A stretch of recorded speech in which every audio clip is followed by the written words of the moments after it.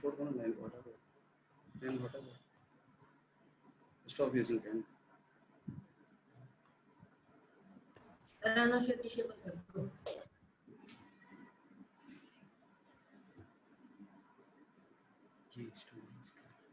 बेटा आप लोग किसी चीज का यूज ना करें, नहीं तो फिर ये मुश्किल हो जाएगा मेरे लिए।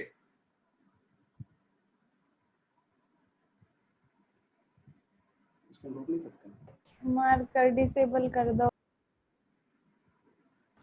रैनो शेड डिसेबल कर दो। कर दो।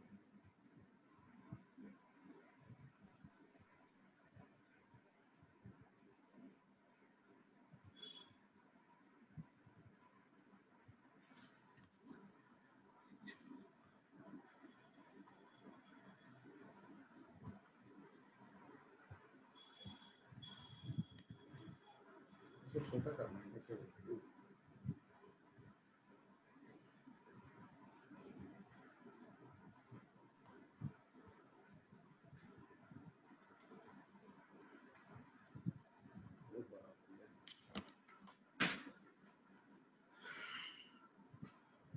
See students, the first chapter as you see that is a letter to God.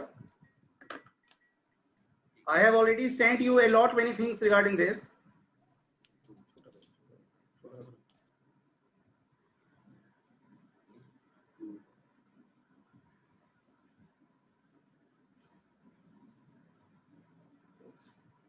Sir आपकी साउंड नहीं आ रही। नहीं आ रही है? हेलो हेलो, आ रही है सर। अब आई है। मैं बीच में बोल ही नहीं रहा। ठीक है ठीक है। देखिए पहला चैप्टर जो है, देखिए कि जैसा लिखा गया है कि this story is about hard life and extreme faith in God of a poor farmer Lencho. So what is the name of the farmer? Lencho.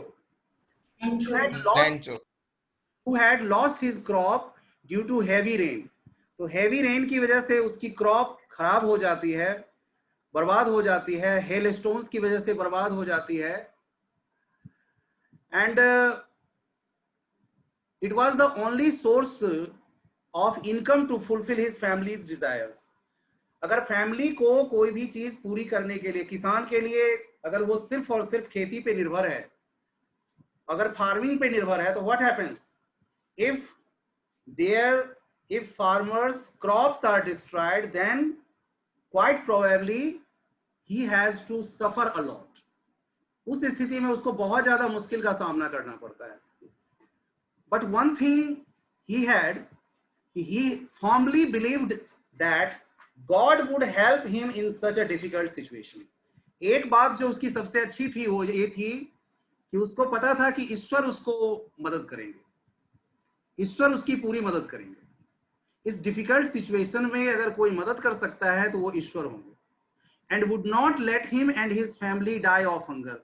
और उसको भूखे नहीं मरने देंगे, चाहे कुछ भी हो जाए उसको भूखे नहीं मरने देंगे.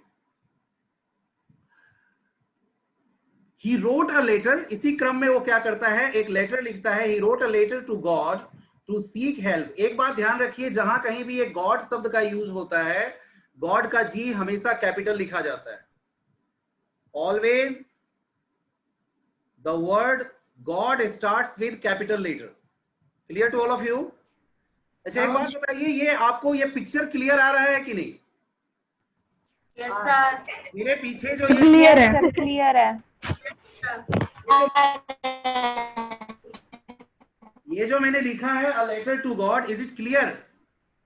Yes sir. Thank you, thank you. Yes sir. Okay, fine.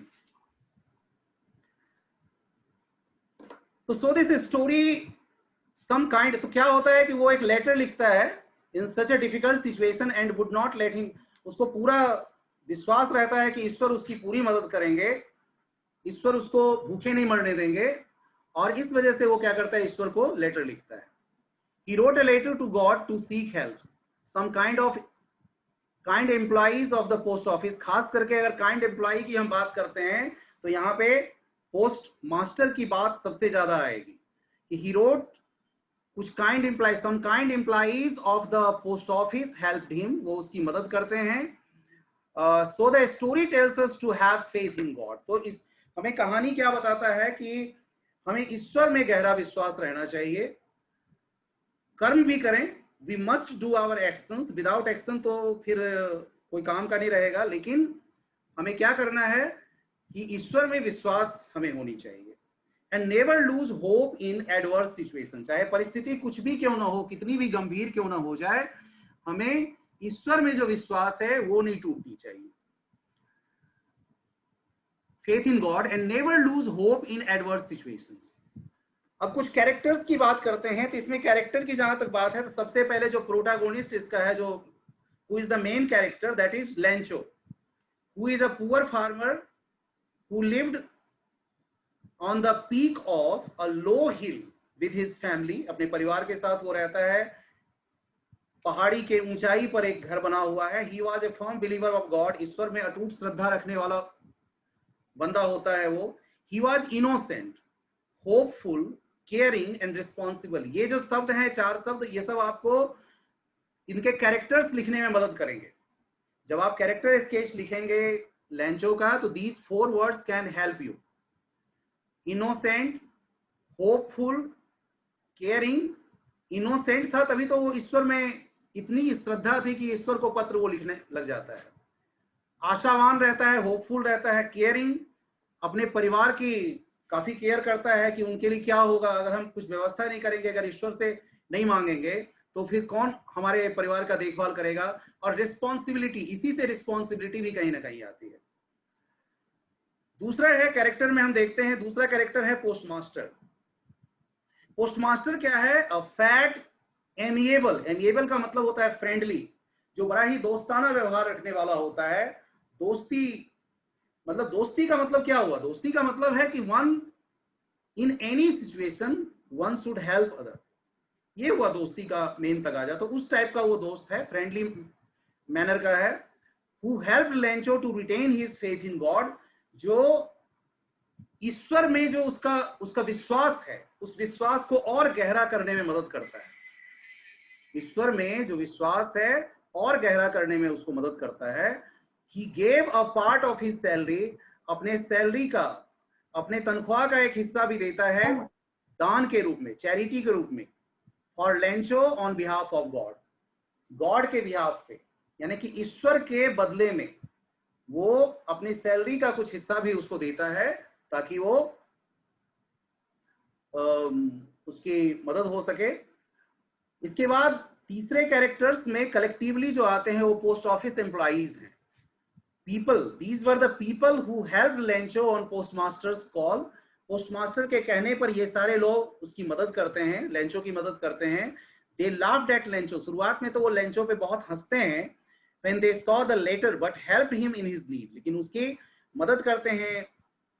अब इसके बाद हम समरी पे आते हैं। देखिए, सबसे पहले है कि Lencho's hope of good harvest. शुरुआत में अपने खेतों को वो निरीक्षण कर रहा होता है, तो उसको आशा होती है कि Lencho was a farmer who lived in the crest. Crest का मतलब होता है पीक, एक छोटे ऊंचाई वाले हिल के, पहाड़ी के ऊपरी हिस्से पर वो अपने परिवार के साथ रहता था। His was the only house in the entire valley, पूरे वैली में सिर्फ और सिर्फ उसका घर था। His field was full of ripe corn, उसका जो खेत था वो उसकी फसल पक चुकी थी। And easily visible from the house, और घर से उसको देखा जा सकता था। He was eagerly waiting for a good rain, और किसान को खेतों के लिए एक अच्छे फसल की, एक अच्छी बारिश की जरूरत पड़ती है। तो he was also waiting for a good rain to have a good harvest, ताकि अच्छी फसल हो सके। So he could earn money for his family, ताकि अपने परिवार के लिए वो अच्छी अर्निंग कर सके। इसके बाद था turning of Lencho's hope into despair. लेकिन होता उल्टा है कि उसकी जो होप है वो बदल जाती है डिस्पेयर में, निराशा में बदल जाती है। ये निराशा में बदल जाती है। ये someone has raised any problem, student? Simran, do you have any problem? No, sir. No, sir. Okay, fine. ठीक है बेटा। तो turning of Lencho's hope into despair, कैसे उसकी ये आशा निराशा में बदल जाती है, ये देखिए। एज लेंचो होप्ड जैसे कि उसने आशा की थी, it started raining at the end of supper. Supper का मतलब डिनर होता है, रात का वो डिनर जब वो लोग कर रहे थे, तो उसी स्थिति में बारिश जो है वो बदल जाती है rain drops, sorry, as Lencho hoped it started raining, बारिश तो शुरू हो जाती है डिनर के वक्त में, which gave Lencho a ray of hope, काफी उसको आशा जगती है कि चलो अब अच्छी फसल होगी, अच्छी फसल की आशा वो करता है। लेकिन डिस्पेयर में कब बदल जाता है कि जब यही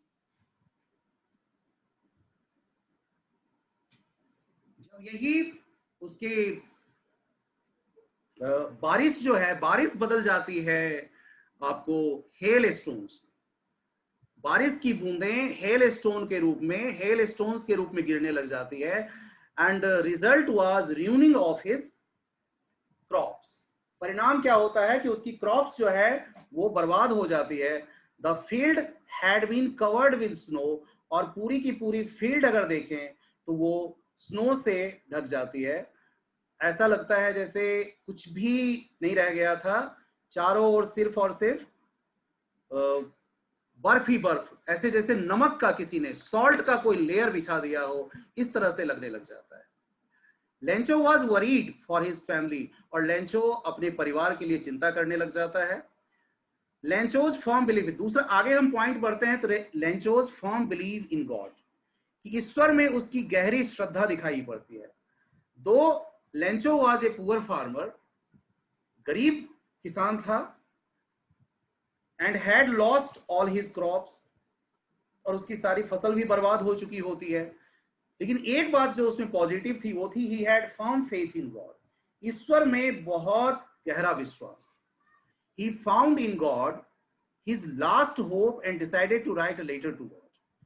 एकमात्र आशा अगर कहीं दिखती है उसे तो वो ईश्वर में दिखती है, तो हेल्प वो उनसे मांगता है। He asked God to send him 100 pesos, और कितना मांगता है वो? 100 पेसोस मांगता है। तो जहां की भी ये कहानी है, उस कहानी में आप देखेंगे most probably this is the story of Holland, जहां पेसोस पहले चला करता था। तो 100 पेसोस की मांग करता है वो, so that he could so his field again, ताकि वो अपने खेतों को फिर से, खेतों में फसल बो सके again, and support his family until the new crops were harvested, जब तक कि नई फसल नहीं आ जाती है तब तक वो अपने परिवार का भरण पोषण भी कर सके। He also wrote that if God didn't help him his family would die of hunger, और ये भी वो लिखता है कि अगर ईश्वर ने मदद नहीं किया तो उसके परिवार को भूखे मरने की नौबत आ जाएगी। इसलिए हर हालत में ईश्वर को उसकी मदद तो करनी ही चाहिए। The postmaster's reaction to Lencho's letter, इस पर पोस्टमास्टर का रिएक्शन क्या आता है? देखिए कि after reading Lencho's letter to God, ये लेटर टू गॉड को जब वो पढ़ता है, द पोस्टमास्टर लाफ्ड, पहले तो वो खूब हंसता है, but soon realize that Lencho had firm faith in God, लेकिन उसको समझ आ जाता है कि ये सब कुछ ईश्वर में जो उसकी श्रद्धा थी, ईश्वर में जो अटूट विश्वास था, उसकी वजह से ये सारा कुछ हो रहा है, और कोई कारण नहीं है। उसकी जो फर्म फेथ है गॉड में, सिर्फ और सिर्फ इसकी वजह से ये सारा कुछ हो रहा है। His belief should not be second, और वो कोशिश करता है कि उसका जो बिलीफ है, उसका जो विश्वास है ईश्वर में, वो टूटनी नहीं चाहिए। वो पूरी कोशिश करता है पोस्टमास्टर कि उसका विश्वास जो ईश्वर में है, अटूट जो श्रद्धा ईश्वर में है, वो बिल्कुल भी नहीं टूटे, बिल्कुल भी सेक नहीं है, हिले नहीं, डिगे नहीं। So he decided to help Lencho with the help of his post office employees, इसलिए अपने पोस्ट ऑफिस एम्प्लॉइज से वो बात करता है और ताकि उसकी मदद की जा सके। ही कलेक्टेड 70 पीसोस, और इस तरह से वो 70 पीसोस कलेक्ट कर पाता है, and handed the employ envelope to Lencho himself, और खुद से वो लेंचो को वो एनवेलप हाथ में देता है। himself in which he also contributed a part of his salary, जिसमें वो अपने सैलरी का एक हिस्सा भी दिया रहता है। अब Lencho's addresses the post office employees. एक जो फिर आगे महत्वपूर्ण हिस्सा आता है कि लेंचो को पता नहीं था कि हु हैड हेल्प। लेंचो इस बात से बिल्कुल ही अनजान था कि वास्तव में उसकी मदद की किसने थी। तो लेंचो बिकेम एंग्री। उसने तो 100 पेसोस की मांग की थी और उसकी श्रद्धा इतनी थी, ईश्वर में इतना अटूट विश्वास था कि he did not believe that God could do such a mistake, कि इतनी बड़ी गलती ईश्वर नहीं कर सकते and send him less money, और उसको ये इतने कम पैसे भेजेंगे, क्योंकि ईश्वर के पास कौन सी कमी है, उनके पास तो सब कुछ है। So certainly he will send him the money he has demanded. उसको पूरा विश्वास था कि जितना मनी उसने डिमांड किया था वो जरूर उसको भेजा जाएगा। तो जब वो काउंट करता है तो ही फाउंड ओनली 70 पीसोस, और काफी कम था। So he decided to write a letter again. एक बार फिर वो लेटर लिखने की कोशिश करता है for the rest of money, बाकी के पैसों के लिए। In this letter he requested God. इस लेटर में वो ईश्वर से क्या मांग करता है, रिक्वेस्ट करता है कि not to send the rest of money through the money order, इस बार मनी ऑर्डर के थ्रू पैसे मत भेजिएगा। बिकॉज ही थॉट दैट, उसके माइंड में तो ये बात आती है ये सारे पैसे जो रख लिए वो कौन लोग थे, ये पोस्ट ऑफिस एम्प्लॉइज ने सारे पैसे रख लिए, ये सारा काम पोस्ट ऑफिस एम्प्लॉइज का है और उन्होंने ये बाकी के पैसे निकाल लिए। इसीलिए वो रिक्वेस्ट करता है, that's why he requested God not to send the rest of the money through the money order. और उन पर इल्जाम क्या लगाता है, he thought the post office employees were a bunch of crooks who might have stolen his money, जो शायद उसके पैसों को चुरा लिए होंगे, वो ऐसा सोचता है। नाउ डियर स्टूडेंट्स, अब कुछ चैप्टर हाइलाइट्स जो अभी आपने पढ़ा उसके कुछ मेन पॉइंट्स है, देखिए अच्छे से आप देखते चलिए। कम समय में, in less time we have to prepare a lot. देखिए सबसे पहले कि Lencho's hope of good rain to have a good crop. सबसे पहले तो उसकी जो आशा रहती है कि अच्छी फसल होगी, अच्छी बारिश हो जाए तो अच्छी फसल होगी। बारिश होती भी है, it rains, but the rain soon changes into hailstone. लेकिन जल्दी ही वो रेन बदल जाता है किसमें, हेल स्टोन में बदल जाता है। Lencho has firm faith in god. Lencho को ईश्वर में अटूट श्रद्धा रहती है। Lencho writes the letter to god to help him. Lencho ईश्वर को पत्र लिखता है कि उसकी मदद की जाए। He asked God to send him 100 pesos, और वो 100 pesos की मांग करता है। The postmaster and other employees laugh at Lencho's letter to God। और इस लेटर पे जो पोस्ट ऑफिस एम्प्लॉइज हैं, और शुरू में तो पोस्टमास्टर भी काफी हंसते हैं इस बात पे। The postmaster decides to help Lencho in his, लेकिन इस प्रॉब्लम में पोस्टमास्टर जो है वो पूरी मदद करना चाहते हैं। The postmaster wants every employee, वो हर एक एम्प्लॉय को, बेटा अपने वीडियोस प्लीज अभी ऑफ कर लीजिए and concentrate on what you are listening. पूरी तरह से आप सुनिए, आपका रिवीजन आसान बन जाएगा। When you go through the lesson it will be very easy to understand, फिर बहुत मुश्किल आपके लिए नहीं होगा। आई होप आप समझेंगे मेरी बात को। Don't take this class granted, ठीक है। The postmaster decides to help Lencho in his problem. The postmaster wants every, वो चाहता है कि हर एम्प्लॉय उसकी मदद करे उसके इस नोबल डीड में, इस अच्छे भले काम में। The postmaster collects 70 pesos, वो 70 pesos कलेक्ट भी करता है और एनवेलप में डाल के gives the envelope to the postman who gives it to Lencho himself, और वो लेंचो को देता है वो पोस्टमैन। और पीछे से जब कहानी में आप पढ़ेंगे तो आपको पता चलेगा कि पीछे से वो अपनी विंडो से वो सारा कुछ देख रहा होता है।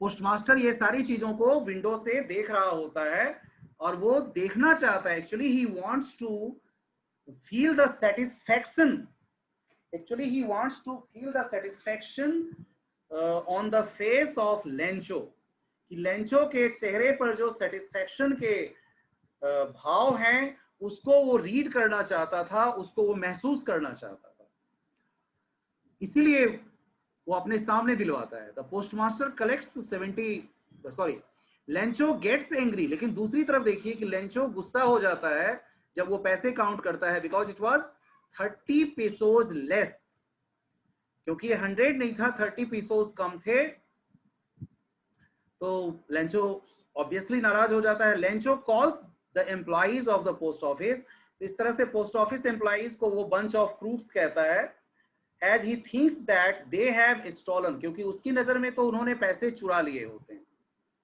उन्होंने उन पैसों को चुरा लिया होता है, ऐसा वो सोचते हैं, have stolen the rest of amount. Lencho again writes a letter to God, एक बार फिर वो गॉड को लेटर लिखता है ताकि वो बाकी के पैसे भी भेज दें, और इस बार वो रिक्वेस्ट करता है कि इनके द्वारा मत भेजना, इसे भेजना कुछ और तरीके से ताकि हम तक ये आसानी से पहुंच जाए, मनी ऑर्डर के थ्रू मत भेजना। तो ये था आपका, इसमें उसकी फर्म बिलीफ पता चलती है कि कितना उसको ईश्वर में विश्वास था। Now we are on second chapter, and second chapter is that Nelson Mandela a long walk to freedom. Nelson Mandela, a long walk to freedom.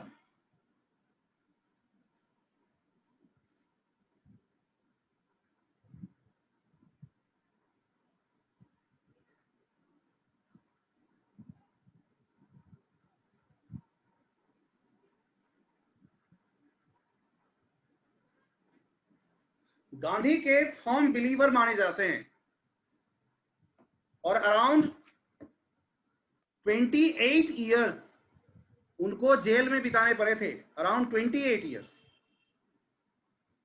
African national Congress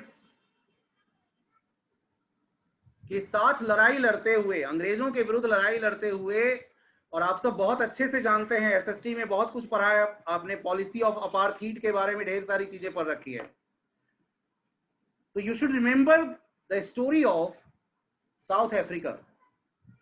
So this chapter has been taken from Nelson Mandela's book, उनकी एक autobiography है, उस autobiography जिसका नाम है Nelson Mandela a long walk to freedom से ली गई है।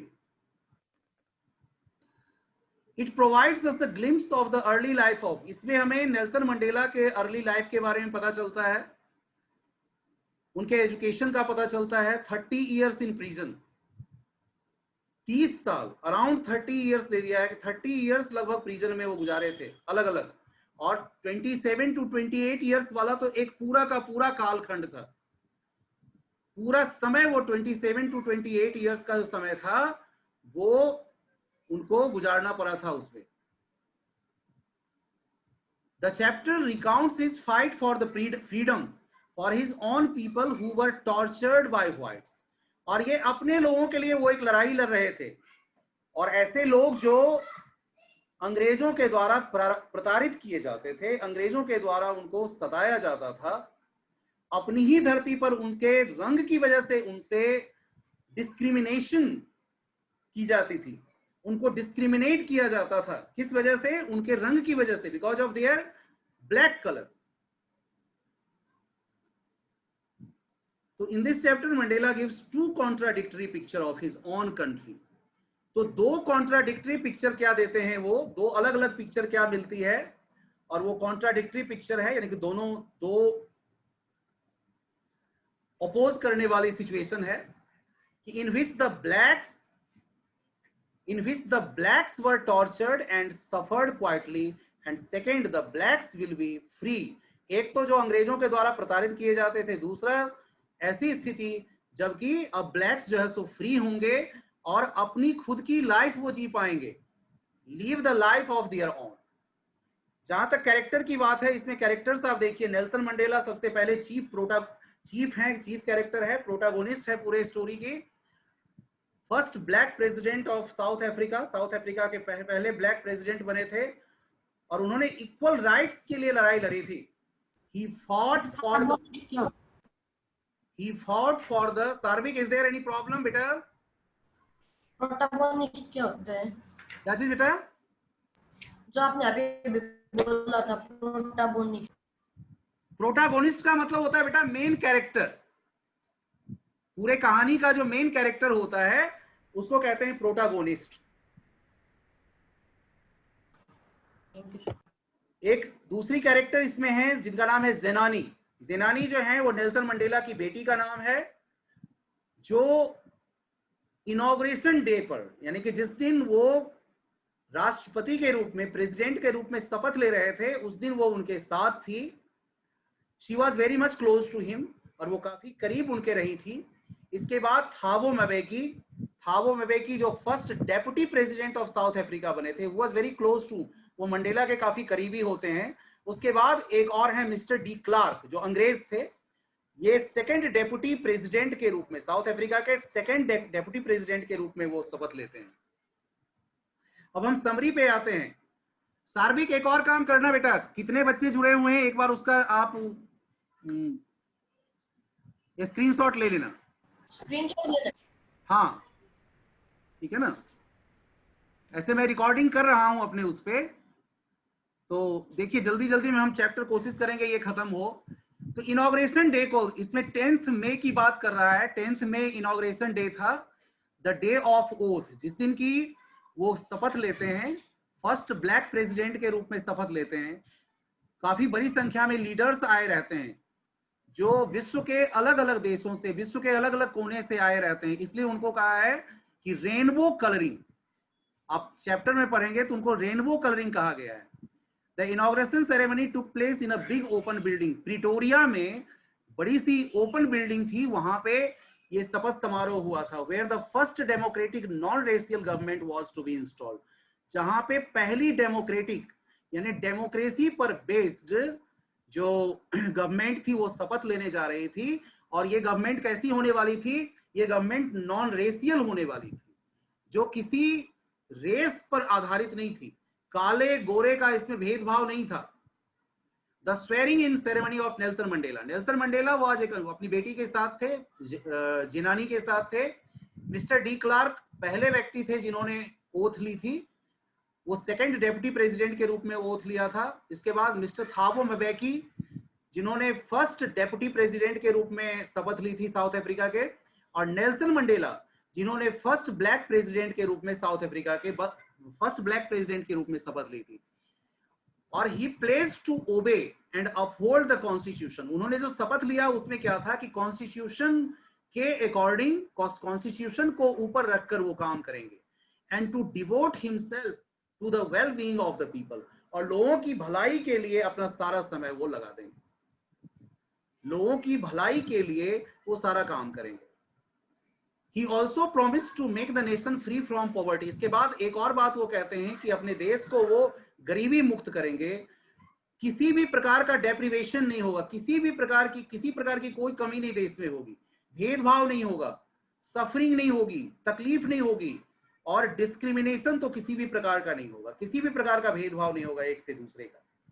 इसके बाद वो बात करते हैं मिलिट्री पावर, जो साउथ अफ्रीकन जेट की मिलिट्री पावर होती है उसकी बात करते हैं कि किस तरह से कि वो शपथ लेते हैं। South African jets displayed the military power, it also showed the loyalty of military to democracy.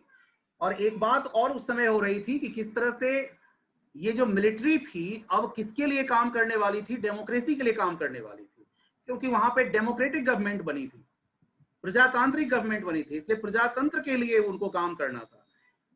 The highest military generals, जो सबसे बड़े पोस्ट वाले मिलिट्री जनरल थे, वो आके उनको सैल्यूट करते हैं और फिर उनको याद आती है, ही रिकाउंटेड, वो याद करते हैं वो समय कि थोड़े समय पहले तक उनको अरेस्ट तो किया जाता था, कई सालों तक उनको अरेस्ट करके रखा गया था।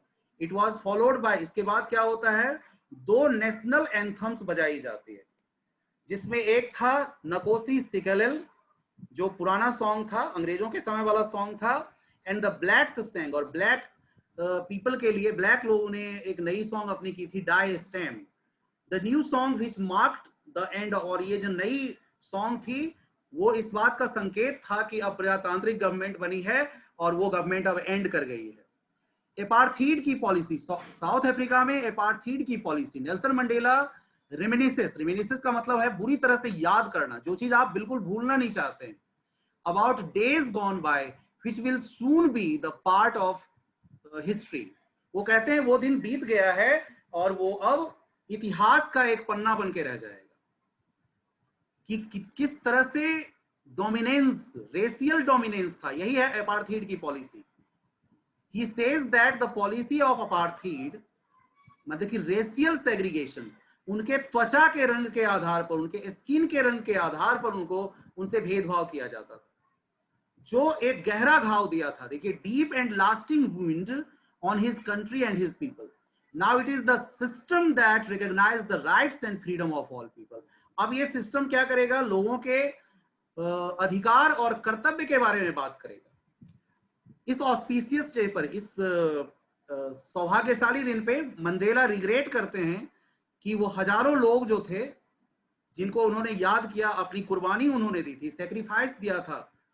अपने देश में भी स्वतंत्रता जो मिली है काफी लोगों के सेक्रीफाइस करने के बाद मिली है, उनको वो याद करते हैं और अपने आप को क्या कहते हैं कि he is the sum total of all those people. और किन किन को याद करते हैं, ये भी नाम आपको दिया हुआ है, Oliver Tambos, Walter Sisulu, chief Luthuli, Yusuf Dadoos, who were the man of, कहते हैं कि ये सब अनकॉमन करेज के व्यक्ति थे, अदम्य साहस के व्यक्ति थे, ये ज्ञान से परिपूर्ण थे, विजडम थी इनके अंदर, जेनरोसिटी, दानशीलता थी इनके अंदर। He said that the country is rich in minerals, और कहते हैं कि ये देश जो है मिनरल्स से भरा हुआ है, लेकिन सबसे बड़ा जो वेल्थ है, किसी भी देश का जो सबसे बड़ा वेल्थ होता है वो वहां के लोग होते हैं। इसके बाद वो बताते हैं कि goodness and duties of a man. इसके बाद वो याद करते हैं कि आदमी की जो अच्छाई होती है, कि आपकी जो गुडनेस है, आपकी सुपेरियोरिटी जो है, इसी से छलकती है। No one is born hating, कहते हैं कि कोई किसी से जन्म से ही घृणा करने के लिए जन्म नहीं लेता है। People should love one another, एक दूसरे से प्यार करे वो ज्यादा अच्छा है, क्योंकि ये जो आता है बिना फोर्स के आता है। आप किसी से अगर प्यार करते हैं तो आपको कोई दिक्कत नहीं है, लेकिन बेटा आप कोई हाथ उठाए हो, आज रहने दो, आज जल्दी से मैं चाहता हूं खत्म करूं, क्योंकि मुश्किल से आधा 1 मिनट बचा हुआ है, हम दूसरे दिन कल आपके सारे प्रॉब्लम्स भी लेंगे। द ऑथर सेज, तो यही कहते हैं कि अच्छाई में विश्वास करना चाहिए। अगर हम हेट करते हैं किसी को, तो हेट करने का मतलब क्या होता है कि हमें जबरदस्ती सोचना पड़ता है कि इस आदमी से अगर हमें घृणा करनी है तो कारण ढूंढना पड़ेगा। A man has to perform duties, और आदमी को अपनी ड्यूटीज परफॉर्म करनी पड़ती है, फैमिली के लिए, कम्युनिटी के लिए, कंट्री के लिए। और जब आप कंट्री के लिए उन्होंने करना शुरू किया था तो देखा उन्होंने कि अपने ब्लैक पीपल के लिए उनको लड़ाई लड़नी पड़ी थी। अ black man was punished, black man